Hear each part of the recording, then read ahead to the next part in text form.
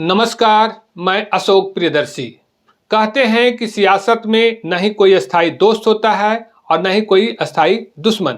लेकिन एनडीए के बीच seat sharing के नए फॉर्मूले से कई सियासी दुश्मनों को बाहर का रास्ता दिखा दिया गया है। सियासी गठबंधन की आड़ में अपने पुराने सियासी विद्रोहियों को सबक सिखाने की कोशिश की गई है।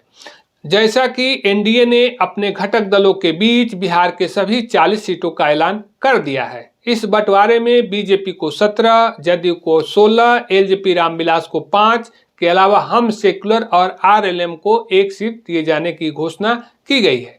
लेकिन इसमें लोक जनशक्ति पार्टी के अध्यक्ष पशुपति कुमार पारस गुट को 1 भी सीट नहीं दी गई। ऐसे में पार्टी के विद्रोही रहे पशुपति पारस का भतीजा प्रिंस राज के अलावा पूर्व सांसद सूरजभान सिंह का भाई चंदन सिंह को बाहर का रास्ता दिखा दिया गया है। इसे लोक जनशक्ति पार्टी रामविलास के अध्यक्ष चिराग पासवान से सियासी दुश्मनी का बदला बताया जा रहा है।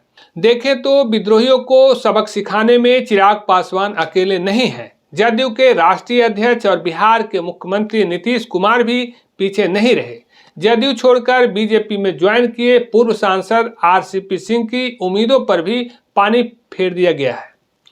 पहले हम एलजेपी की बात कर लेते हैं। दरअसल 2019 में एलजेपी के 6 सांसद निर्वाचित हुए थे, लेकिन चिराग पासवान को छोड़ बाकी के 5 सांसद चिराग के चाचा पशुपति कुमार पारस के नेतृत्व में अलग हो गए थे, जिनमें पशुपति कुमार पारस के अलावा पशुपति पारस का भतीजा प्रिंस राज के साथ ही पूर्व सांसद सूरजभान सिंह के भाई चंदन सिंह, महबूब अली कैसर और बीना देवी शामिल थी। चिराग पासवान सियासी रूप से अलग थलग पड़ गए थे। स्थिति ऐसी हुई कि चिराग के पिता रामविलास पासवान द्वारा स्थापित लोक जनशक्ति पार्टी भी छिन गई।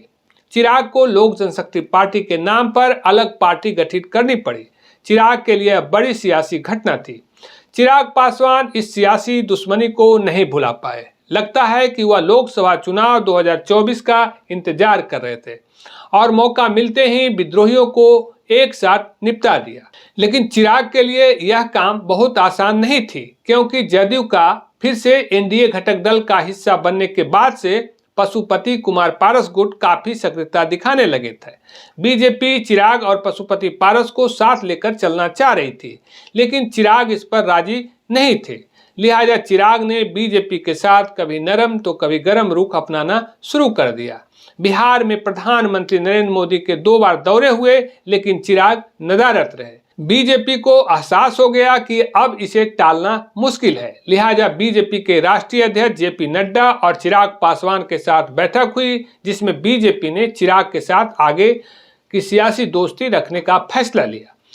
एलजेपी के 6 में से 5 सीटें चिराग को देने की बात कही गई, जबकि 1 सीट छोड़ने को कहा गया। ऐसा माना जा रहा था कि चिराग पासवान हाजीपुर से लड़ेंगे, इसलिए जमुई सीट छोड़ेंगे, क्योंकि वे फिलहाल वहां के निवर्तमान सांसद हैं। लेकिन ऐसा नहीं कर नवादा सीट बीजेपी के लिए छोड़ दिया। अब इसे ऐसे समझिए कि उधर हाजीपुर और समस्तीपुर सीट को अपने पक्ष में रखकर चाचा पशुपति कुमार पारस और चचेरे भाई प्रिंस को बाहर का रास्ता दिखा दिया। दूसरी तरफ नवादा सीट बीजेपी के लिए छोड़कर पूर्व सांसद सूरजभान सिंह के भाई चंदन सिंह को भी इस सीट से बेदखल कर दिया। चिराग पासवान गुट का मानना है कि एलजेपी को तोड़ने में पशुपति कुमार पारस और सूरजभान सिंह का अहम योगदान रहा है। ऐसे में नवादा सीट छोड़कर विद्रोही सूरजभान सिंह के भाई के रास्ते को भी बंद कर दिया गया। दूसरी तरफ पूर्व सांसद आरसीपी सिंह के साथ भी कुछ ऐसा ही सियासी खेल हुआ। आरसीपी सिंह जदयू छोड़कर बीजेपी में शामिल हुए थे। ऐसा माना जा रहा था कि नालंदा संसदीय क्षेत्र से बीजेपी की ओर से आरसीपी सिंह उम्मीदवार होंगे, लेकिन बीजेपी के साथ जदयू की फिर से सियासी दोस्ती में यह सीट जदयू कोटे में रह गई। लिहाजा बीजेपी में शामिल हुए आरसीपी सिंह नालंदा सीट से बेदखल हो गए। देखें तो सिर्फ विद्रोहियों की आस पर पानी नहीं फिरा है। सीट बंटवारे में जदयू और बीजेपी के कई अपने नेता भी सीट से बेदखल हो गए हैं। चूंकि जदयू 2 सीटें गया और काराकाट छोड़ी है, बीजेपी गया सीट एनडीए के घटक दल हम सेकुलर के संस्थापक अध्यक्ष जीतन राम मांझी और काराकाट राष्ट्रीय लोक मोर्चा के अध्यक्ष उपेंद्र कुशवाहा के लिए छोड़ी है। बदले में बीजेपी ने शिवहर सीट जदयू को दिया है।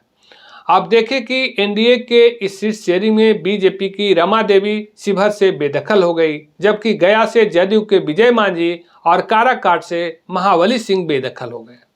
आपको बता दें कि एलजेपी रामविलास के पास 5 सीटों में हाजीपुर, वैशाली, समस्तीपुर, खगड़िया और जमुई है, जबकि बीजेपी के पास 17 सीटें हैं, जिसमें पश्चिम चंपारण, पूर्वी चंपारण, औरंगाबाद, मधुबनी, अररिया, दरभंगा, मुजफ्फरपुर, महाराजगंज, सारण, उजियारपुर, बेगूसराय, नवादा, पटना साहिब, पाटलिपुत्र, आरा, बक्सर और सासाराम सीट शामिल है। जदयू के 16 सीटों में वाल्मीकि नगर, सीतामढ़ी, झंझारपुर, सुपौल, सिवान, किशनगंज, कटिहार, पूर्णिया, मधेपुरा, गोपालगंज, भागलपुर, बांका, जहानाबाद, शिवहर, मुंगेर और नालंदा है। हम सेकुलर को गया और आरएलएम को काराकाट सीट दी गई है।